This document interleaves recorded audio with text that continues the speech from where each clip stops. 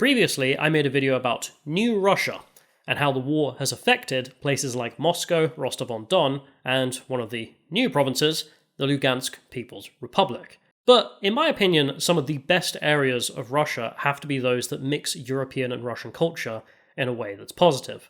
So I thought it'd be nice if we visit them, see how the war has affected them, and if they're a place that tourists should still flock to.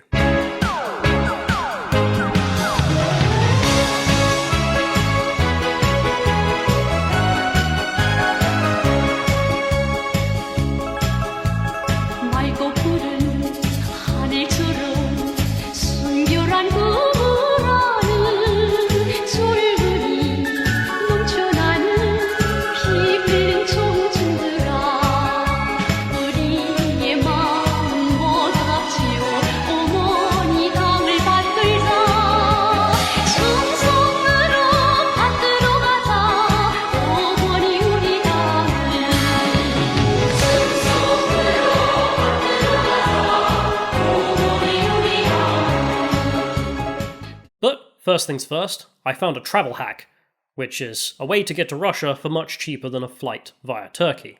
Get a flight from London to Gdansk, which can be as cheap as £13, and then get a bus from Gdansk to Kaliningrad, which is about 30 quid. And then from there, you can get a flight from Kaliningrad to St. Petersburg, Moscow, etc. And in short notice, I was able to get it for 50 buckaroos. So London to Moscow for under $100. Plus, you get to see Kaliningrad. Which did come with one small downside for me, which is by the time I arrived in Gdansk, it was 3 in the morning, and the bus wasn't until 9 in the morning. So that meant 6 hours of staggering around in the dark. I'm in Poland at 3 in the morning, and if I look shattered, it's because I am. Did my 8 hours, then got a train, then got a plane, and I'm in Gdansk, or as Hoi4 players know it, Danzig. It's a small city, no real history, no real impact on the world. Anyway, I don't think anything is open, there's bloody nobody here. I mean, yeah, it is 3 in the morning. Good argument, but I was hoping for like a bar or two. Plan better than I do, that's my advice. If you're travelling, do better things than me, because I am an idiot. So they're advertising in English to get advertisements up, but it's broken English.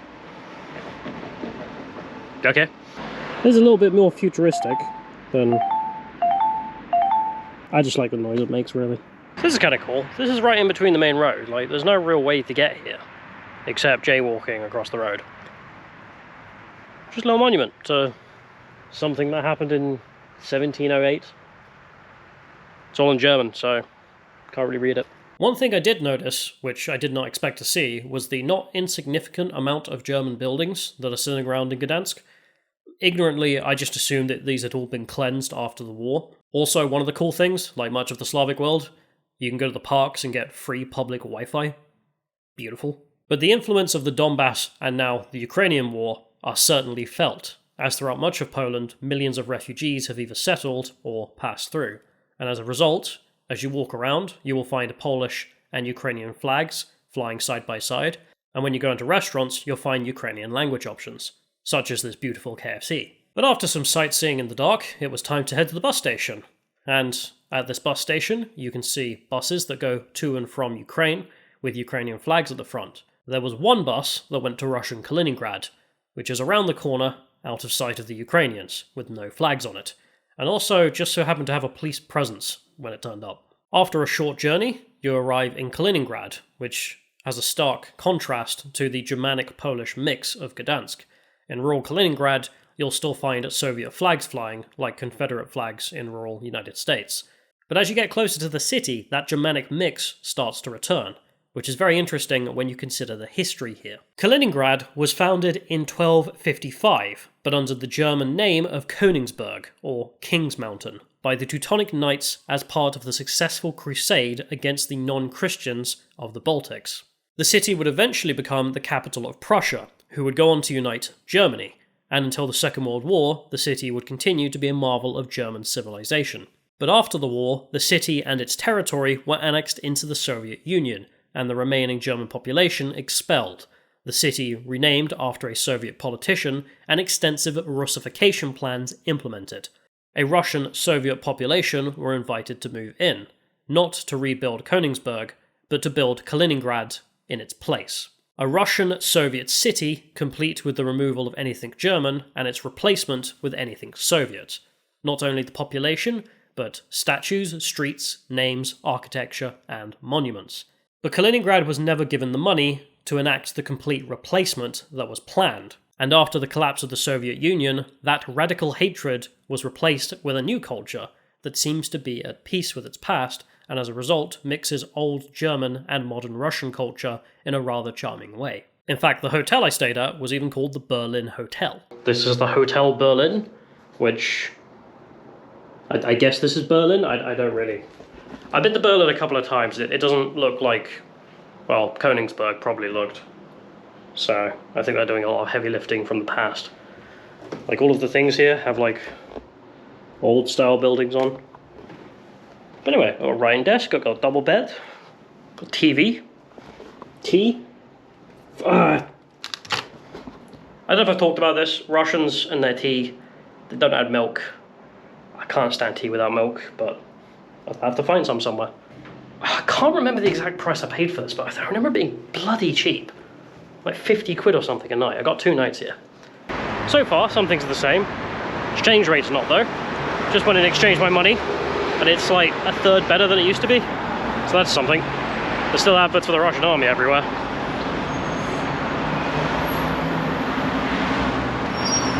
That's a thing. Anyway, now that I've got my money, it's time to do what any normal person would do and make bag decisions with it. For that, I headed over to Tasty, full stop, also known as Z McDonald's, but the place was so busy at 5 PM that I decided to come back later. I'm now going to head over to what apparently is called the Brandenburg Gate, which, you know, is in Russia. That's what happens when you deport all the Germans, I guess. You definitely get a feeling walking around, looking at the architecture or the occasional monuments or the shops that are all selling stuff from the German era, like the antiques. Definitely feels like this area has essentially been colonized, which it has, obviously, but people struggle with that word. It's like there was a ethnic group living here once, they were called the Germans, and now they don't, they're gone. Now the Russians live here. Like, it definitely feels like Russia, but at the same time you're looking around and you're like, this feels more like a bunch of Russians moved to Germany and took over a neighborhood. I suppose an entire oblast, which they did by force, because the Germans lost World War II, so no one's going to cry about that, don't get me wrong. But anyway, let's go have a look at this Brandenburg Gate.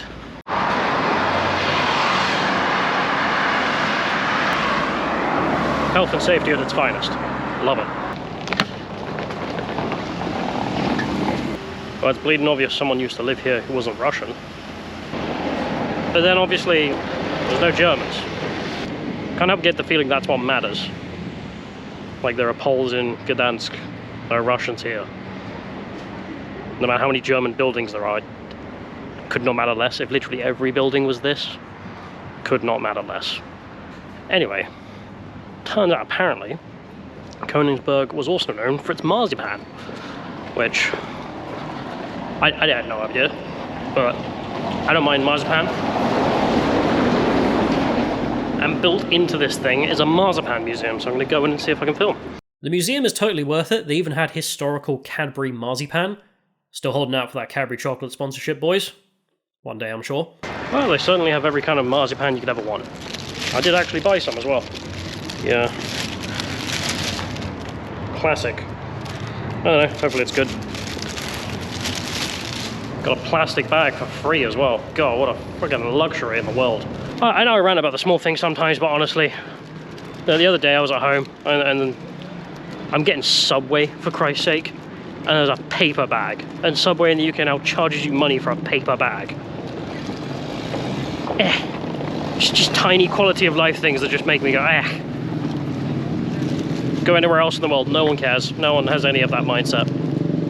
And your life is better off for it. Anyway, let's try the old German treats. See if they're any good.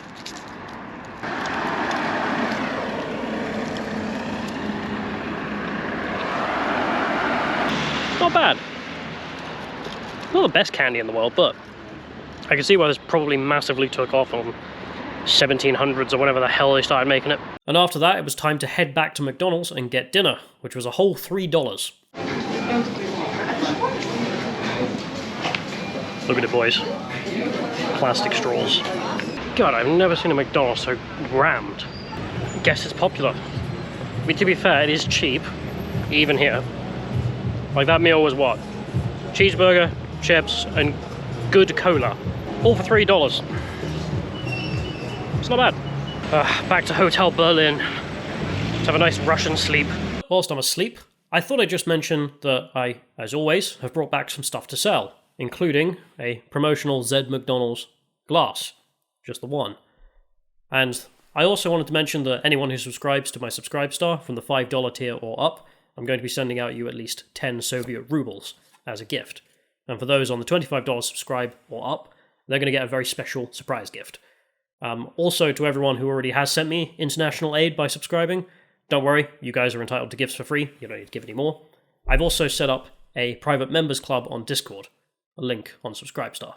But after getting up, it was time to head into the park, which isn't just a park, but a line of fortification. As you can see on Google Maps, the entire city is surrounded by 2 lines of forts built by the Germans to defend the place.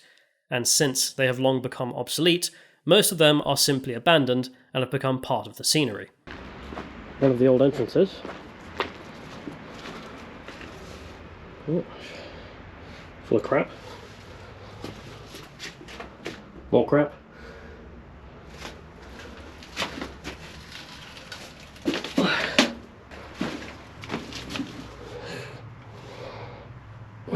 Do I want to crawl through this? Probably not. Do it anyway. Oh, it's just a box.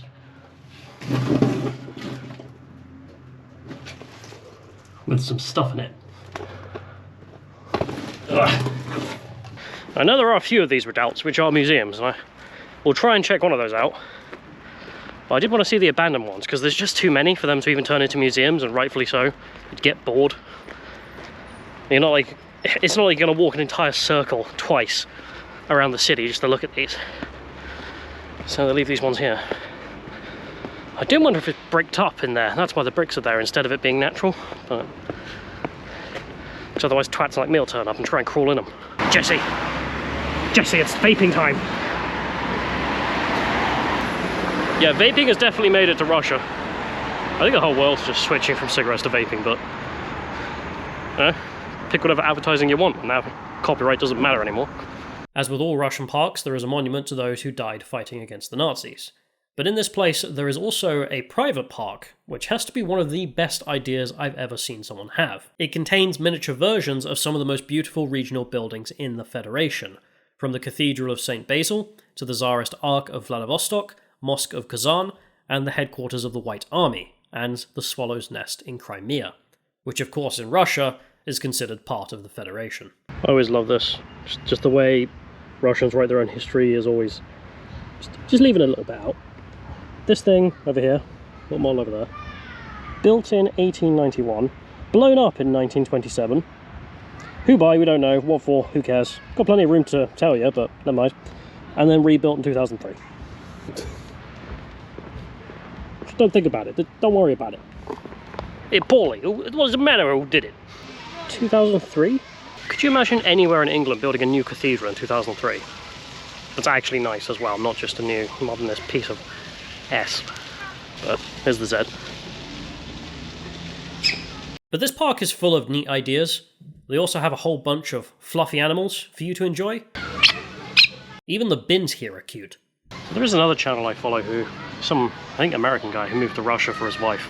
He started making like shorts, just showing off what you can still do. And yeah, Coca-Cola, still here. And that is exactly the same. Probably because it's from Arabia, with Arabic writing on the back. I don't know which country specifically is not caring, but why should they? There's money to be made.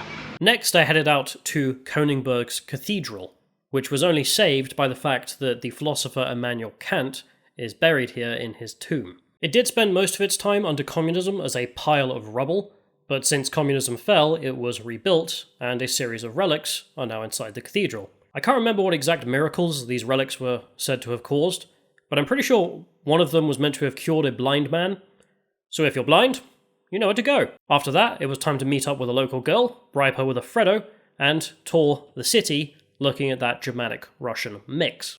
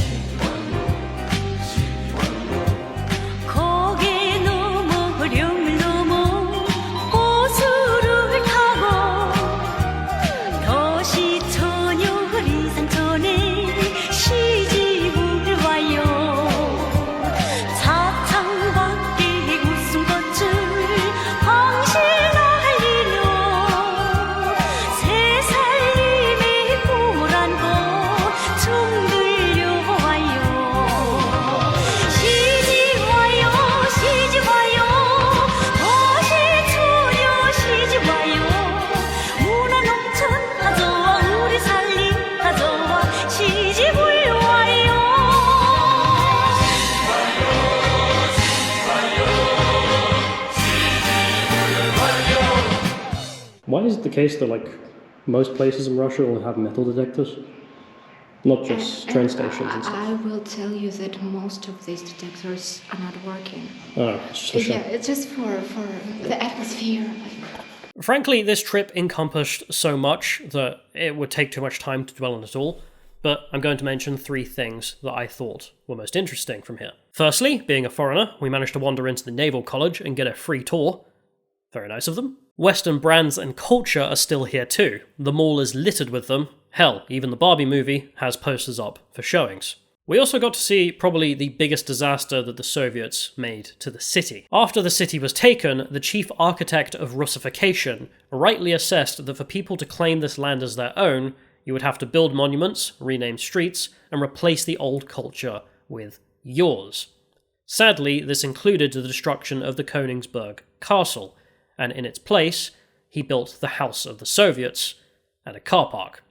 Except they never finished the House of the Soviets, so instead of having a nice castle for the locals to capitalise on, they have a decaying pile of concrete. It's doubly the shame, given that since communism fell, Kaliningrad has been able to effectively mix the 1800s German culture with its modern culture, and turn it into a tourist trade. There is even a model castle back in the private park if you want to reminisce. But none of this stops them from being Russian. In fact, being there, it's like seeing a real living renaissance, in which they are mixing that old, civilized German culture with the modern one to produce something rather beautiful.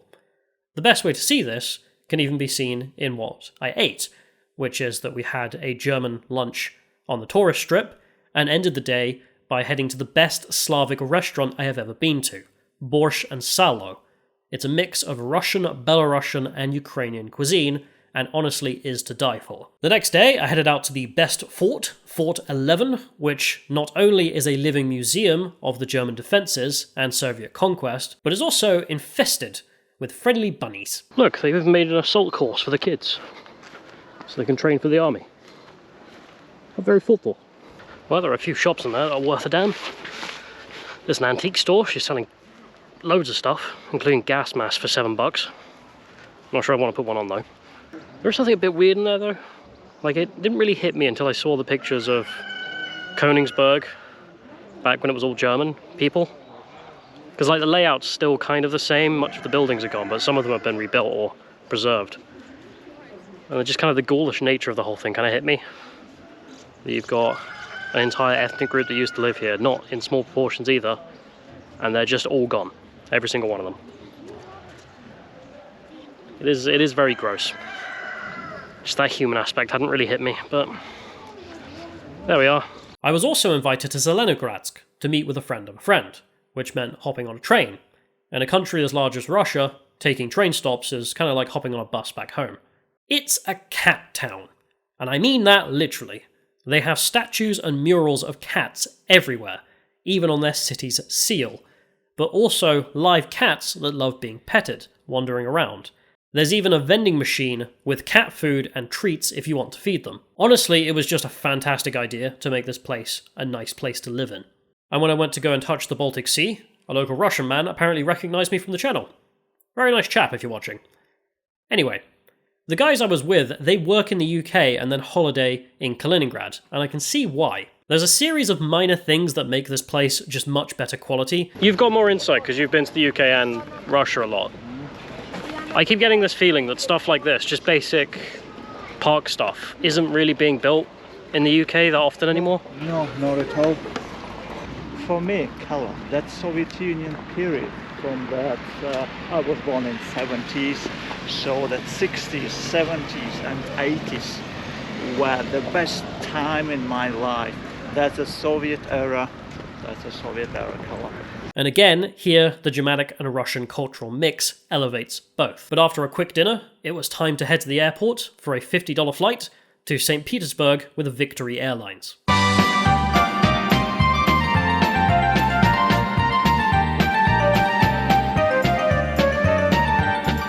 Мой дружочек меня ждет каждый вечер у ворот, но какие холода, мне без валенок беда, что кумила идти, надо валенки найти, о, надо валенки найти, валенки, валенки, спорючка моя маменька, все равно я их найду, на свидание пойду, валенки, валенки, спорючка моя маменька. На свидание пойду.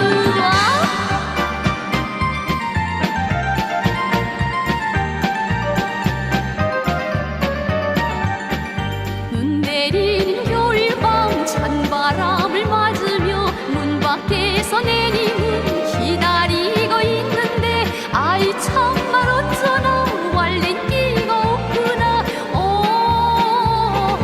왈렌기가 없구나 왈렌기 어머니는 감춰도 찾아 신고 갈 테야 님을 보러 갈 테야 왈렌기 어머니는 감춰도 찾아 신고 갈 테야 님을 보러 갈 테야 라랄랄라 라랄랄라 라랄랄라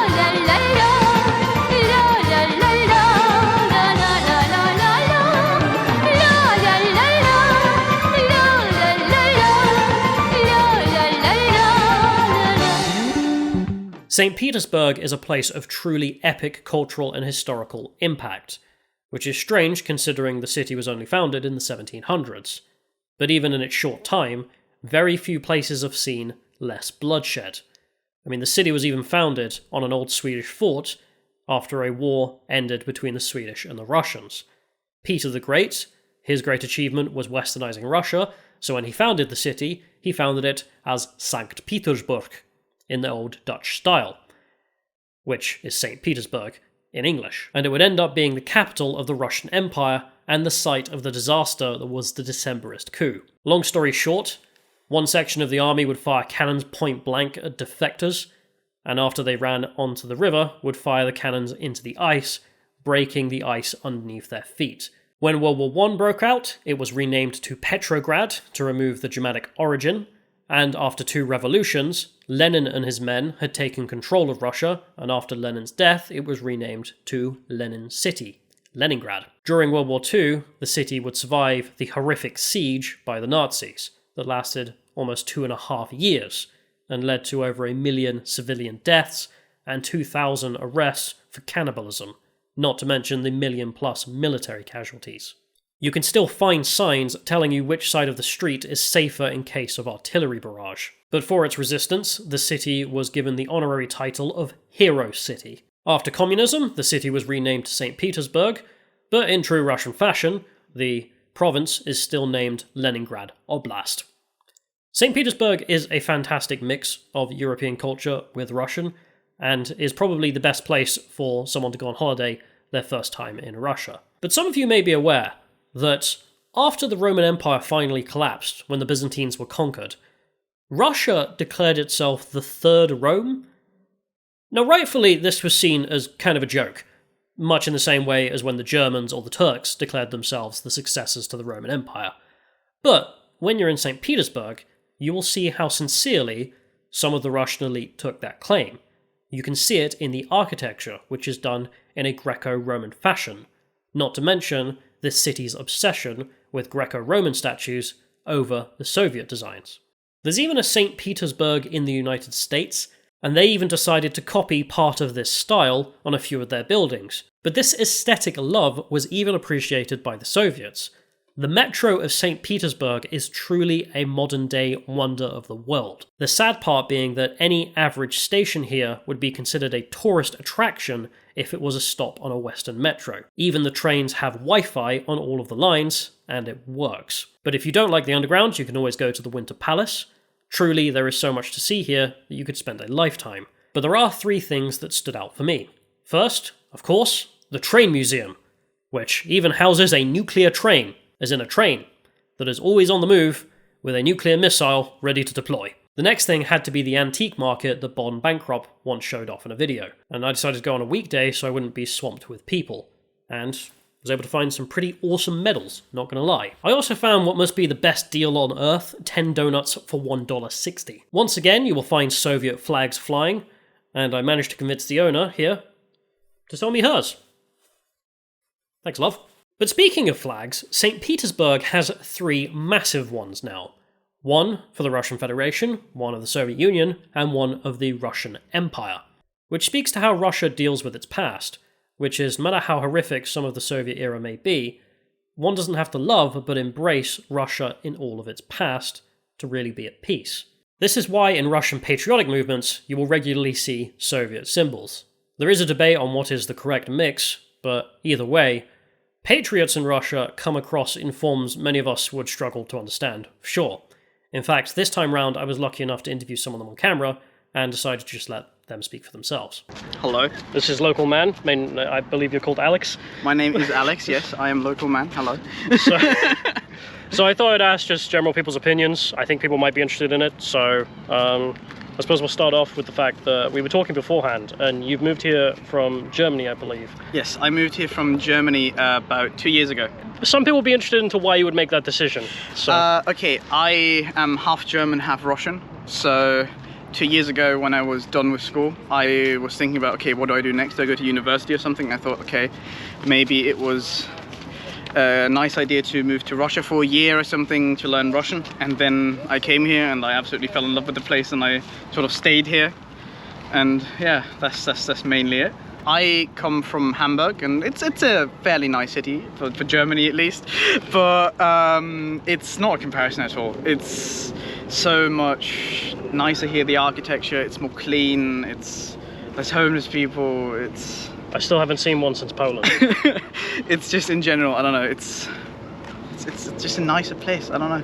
You've been here since Special Military Operation began. So I've been here before, so I went through the whole thing starting and everything. So what's changed and what actually affected you? I mean, in the beginning, obviously, there was a lot of chaos where people were uncertain about stuff.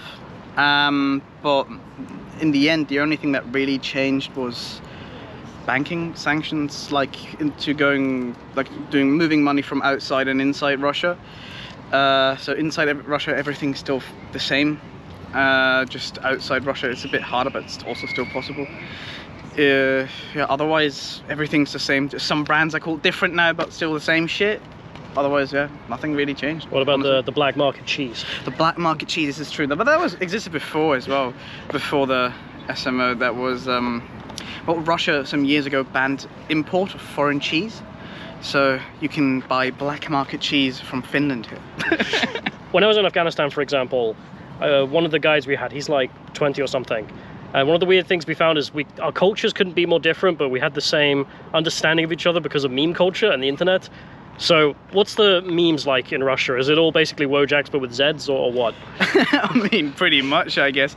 I mean, you know the meme with like Donald Trump saying this post was approved by a true patriot. And we have the same shit with Putin. I mean, I think memes are pretty much the exact same. So it's like a universal language almost.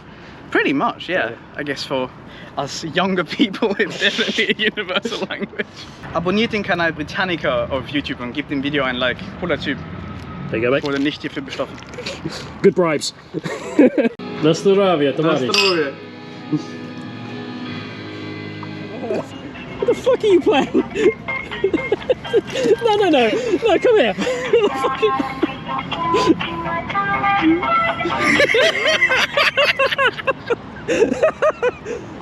See, this is the problem of filming in places like this. Like, you will run into fucking lunatics. I'm trying to film here. Yeah.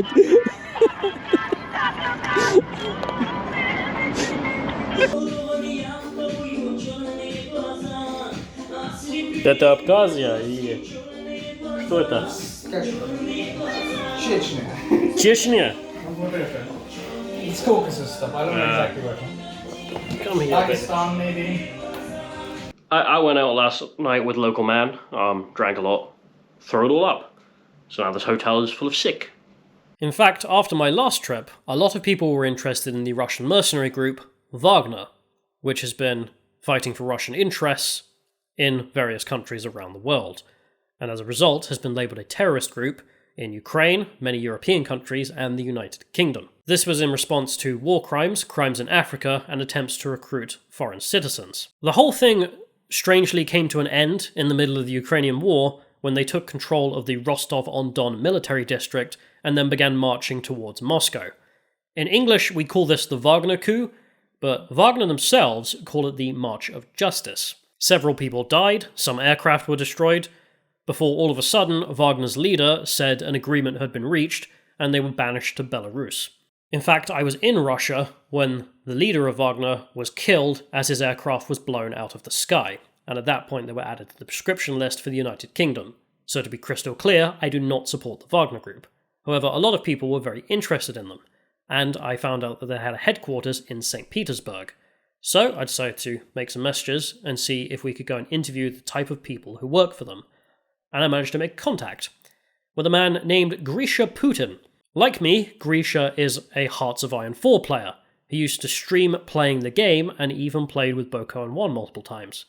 When the war broke out in Ukraine, a mod for Hearts of Iron was made where you could play as the combatants, and Grisha managed to get approval to stream the game as the Russians from Wagner's HQ in full military uniform. Which was quite the meme, I'll be honest. Ура! Зи, это Z, это победа, это Ви, своих, блять, не бросаем!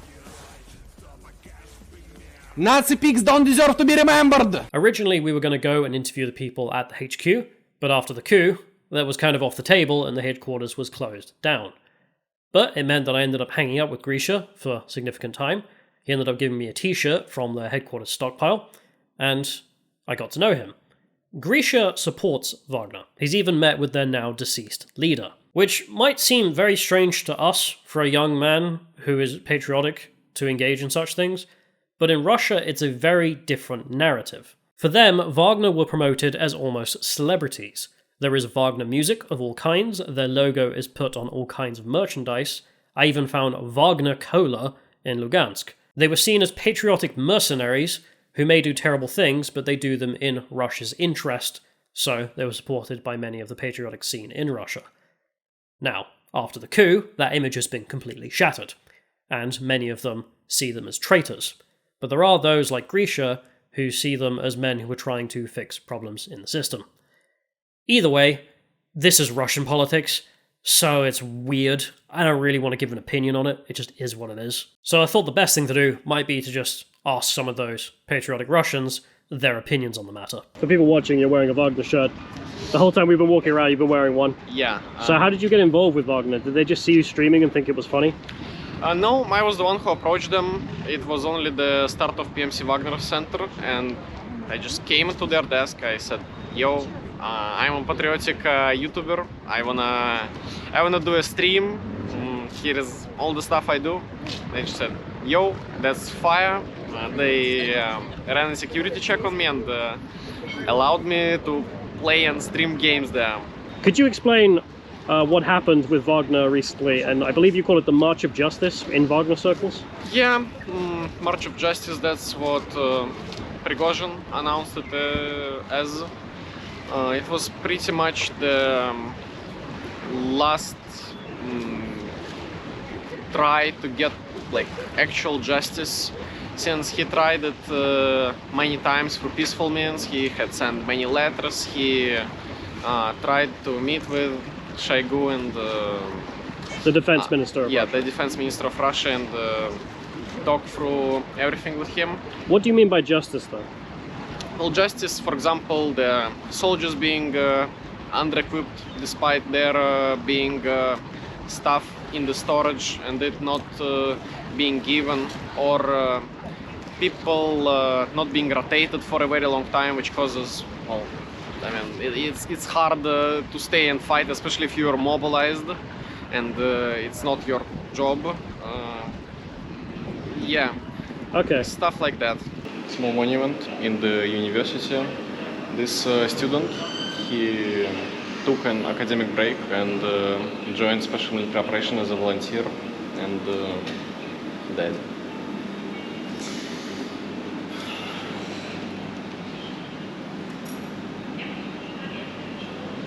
One of the last things I wanted to do was go and check out something I'd seen on the local news, which is that the military were hosting some kind of event where you could go and see destroyed Western vehicles at a massive Russian warship.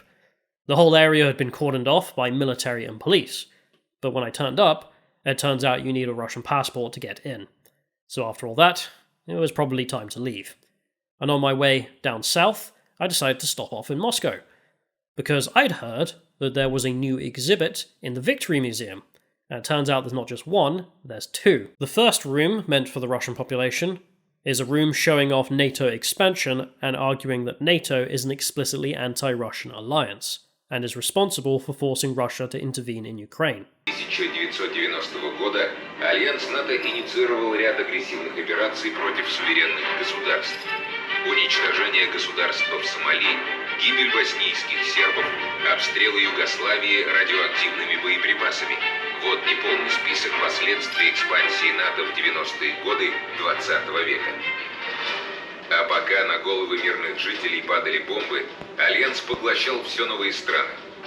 Последним государством-членом, которое присоединилось к НАТО, стала Финляндия, 4 апреля 2023 год. В последнее время отмечается все больший интерес, проявляемый США и НАТО к Кавказско-Черноморскому региону. The exhibit naturally ends with a speech by Vladimir Putin, giving his justification for the special military operation. 24 февраля президент России Владимир Путин обозначил позицию России. Хорошо известно, что на протяжении 30 лет мы настойчиво и терпеливо пытались договориться с ведущими странами НАТО о принципах равной и неделимой безопасности в Европе. В ответ на наше предложение мы постоянно сталкивались либо с циничным обманом и враньем, либо с попытками давления и шантажа. А Североатлантический альянс тем временем, несмотря на все наши протесты и озабоченности, неуклонно расширяется.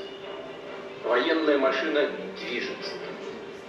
И, повторю, приближается к нашим границам вплотную.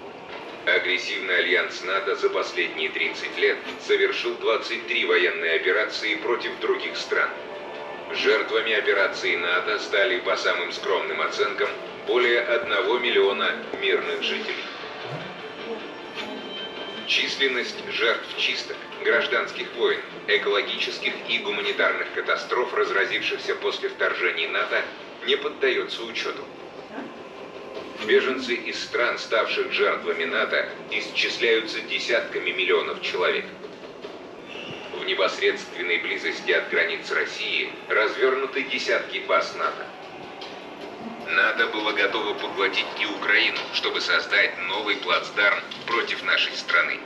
Их планы разрушены благодаря своевременной специальной военной операции по денацификации и демилитаризации. The room is also littered with destroyed Western equipment, and there is a map of claimed biological weapons labs in Ukraine.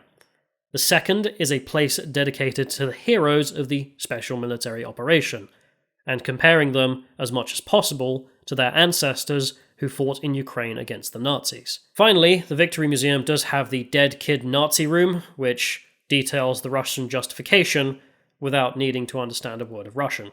I can't show the full video on YouTube for the obvious reasons, but if you sign up to Subscribestar, you can also find out an unlisted link there to go and watch the full thing. But for me, it was time to catch yet another overnight train to the south. This time, back to Rostov to meet up with some old friends that helped me out last time, including Evgeny, who seems to be doing what he loves best. But also, it was a nice chance to see where the Wagner March/coup began. For sure, the military district building has been reinforced since then. I also wanted to meet a Kuban Cossack, so I headed over to the Cossack Republic, which is a store where I made a new friend, and even got myself some lovely new clothes. It's a Russian hotel, so of course it comes with the bare minimums you need when you're staying in a hotel, including shot glasses. Walking around central Rostov's park, I was able to walk into a flea market, and managed to find a lot of cash. As mentioned, if you subscribe to Subscribestar, I'll send you one of the notes for free. I also managed to walk into a local military store, which turns out he had a YouTube channel with 200,000 subscribers, but hadn't uploaded in a year. The guy was a bit suspicious of me, as he was packing AK magazines into crates to go to the war, and we had a chat, and thankfully everything was fine. He told me he hasn't made videos in a year because since the war began, he's sort of just lost the passion. And then he gifted me a free military officer's hat, which has the word silence Tipp-X'd in on the side. Cool. But I didn't come to the south just to meet up with some old friends. I wanted to see what could be called the final border of European Russia, which is Volgograd, or it is better known, Stalingrad.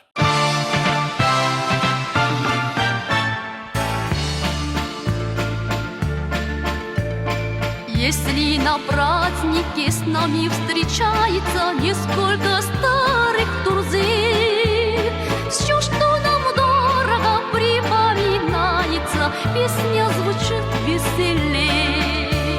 Все, что нам дорого, припоминается, песня звучит веселей. 만약 전선에서 다정한 우리들 옛 친구 만난다면 비로소 맺어진 추억의 노래를 유쾌히 부르리라. 비로소 맺어진 추억의 노래를 유쾌히 부르리라.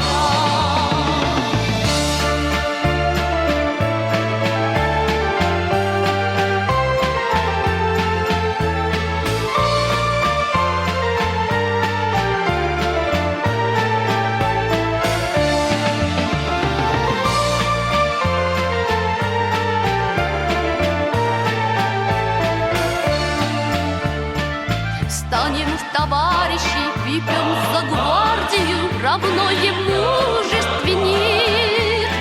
Тост наш за родину, тост наш за партию, тост наш за знамя побед. Тост наш за родину, тост наш за партию, тост наш за знамя побед. Тост наш за родину, тост наш за партию, тост наш за знамя.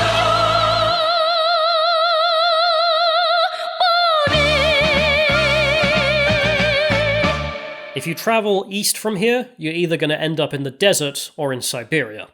The borders of what could be called European or Asian Russia are pretty fuzzy, but I'm pretty sure this has to be one of them. Volgograd's original name was Tsaritsyn, City of the Golden Throne. Stalin decided to rename it after himself to Stalin City, Stalingrad. After desalinization started to take place though, they decided to rename it after the Volga River that flows through it. For those who don't know, the Battle of Stalingrad was the moment that the war finally turned against the Germans, with a desperate obsession over the city on both sides leading to over 2 million deaths, making it either the first or second most bloody battle in all of human history.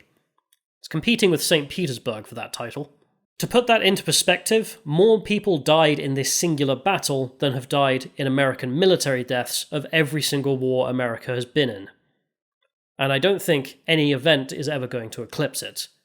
And it certainly shows in the city. Nowhere more so than the Russian version of the Statue of Liberty. Rodina mat savyot, the motherland calls. Seeing this in person was genuinely a dream come true. Where I am now is the military cemetery, which, if you're going to try and build a cemetery to I don't know, remember all those who died in the Soviet Union during the Second World War. It's going to be a big one. And it is. And it's not just these headstones. See that black wall? All the way around. In tiny writing, they've written down names there. Just wanted to say something really quick about that childhood dream comment. And yes, this is a childhood dream of mine to come and see that statue, but it doesn't happen often anymore. Happened a couple of times in Afghanistan and in Novorossiya, where I'm walking around and I'm seeing stuff, and part of me just feels like I'm asleep or something, like it's not real. It's that striking of a place. But this is definitely one of them. Highly, highly recommend. And it's also not the only living museum in the city. There is a central square and promenade with its eternal flame, in which I happened to stumble across a remembrance service. Ты жили здесь? Все? Я, да, во время бомбежки мама у меня работала в НКВД, в милиции. Вот. Свои документы она должна была все сложить и спрятать. А я с бабушкой была. И потом мама присоединилась к нам, и мы переехали на ту сторону. Поэтому я жива осталась. А так бы все, бомбили страшно.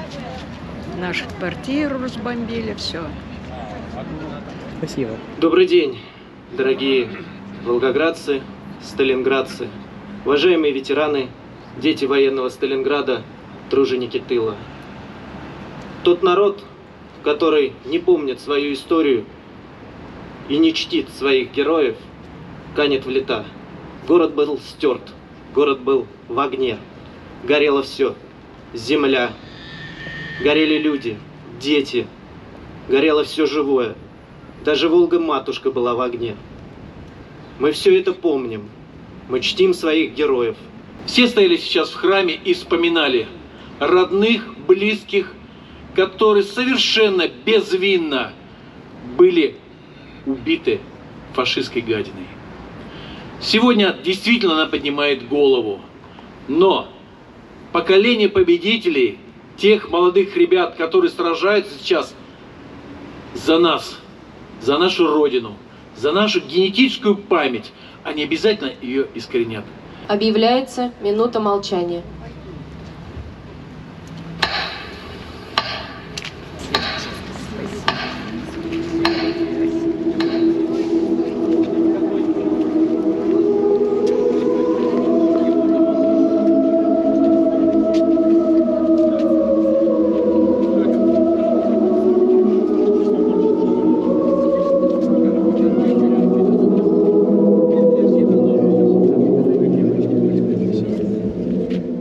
I was also there for what happened to be Flag Day, and got conscripted into making a little I Love Russia card. Nice people. So I've been trying not to show off the hotels where I go to, because after a while they all kind of look the same. You know, it's the bedroom with some stuff, right? But this one, well, I looked next door at the Volgograd Hotel, which is, you know, ridiculously cheap for this time because of, you know, the reasons.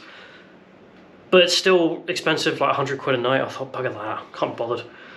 So I looked up somewhere cheaper. Right next door, there's the Inn Tourist Hotel. $43 a night. Sadly, it came with breakfast. I wasn't a huge fan of that. I thought that would be the cheap option. This place is on another level of posh. Like, I thought the deal I got in Moscow was good. I mean, you know, carpets everywhere, chair, double beds, all fancy looking stuff, whatever. I mean, look at the view of this place. That's my view. Got a balcony too. There's people getting married over there. Well, happy marriage. And the rest of the city. Of course, air conditioning. You know, fancy lights. Toilet's nice as well. Oh, bathtub, all that. The dining room in this place looks like something out of the Romanov era. The whole hotel is made of marble, as far as I can tell. $43 a night. With breakfast. Oh yeah, not to mention, I decided I'd have lunch because I'm waiting to check in and it's too hot outside. So I sat there, I ordered some bread Some salad for a starter, got a main meal, even got a massive amount of ice cream for dessert. $8. $8, 65 cents.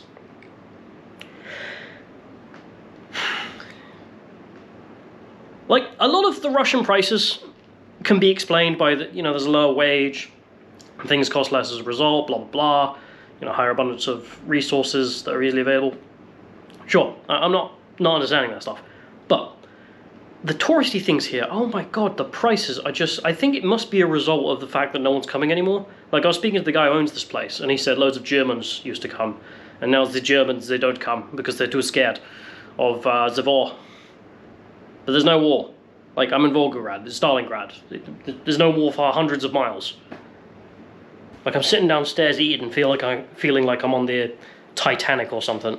That's how posh this place feels, and I spent $8. There is also a museum that has very detailed dioramas, but as you end the exhibits, the story ends on the Yalta Conference and the distrust that began between NATO and Russia. And as you exit, there is a new exhibit. Just like in Moscow, it details neo-Nazi forces in Ukraine with Western equipment exhibited next to it. The conflict also spills over into the streets, most starkly in the election posters. Vladimir Putin's party, United Russia, were using the Z symbol as part of their campaign. Almost all businesses here also had Russian flags in their windows. It seemed this was only for those who had declared that they were voting for United Russia. There were also posters for the Communist Party and the Liberal Democratic Party. I didn't run into any communists, but I did run into the LDPR's guys, and recorded them telling me about their party. Добрый день, уважаемые смотрители этого канала. К нам подошел один турист и попросил рассказать про Либерально-демократическую партию России, сокращенно ЛДПР.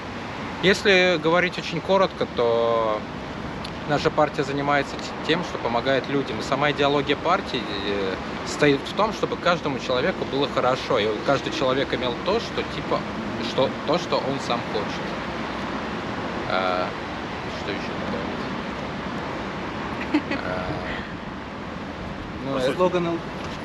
Слоган ЛДПР – это свобода, патриотизм и закон. Мы боремся за свободу наших граждан, мы сами все патриоты нашей страны, и мы хотели бы, чтобы все законы правильно соблюдались, и все было по правде.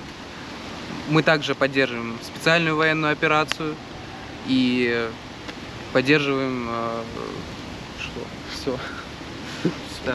Свободу слова. Свободу слова, это, блядь.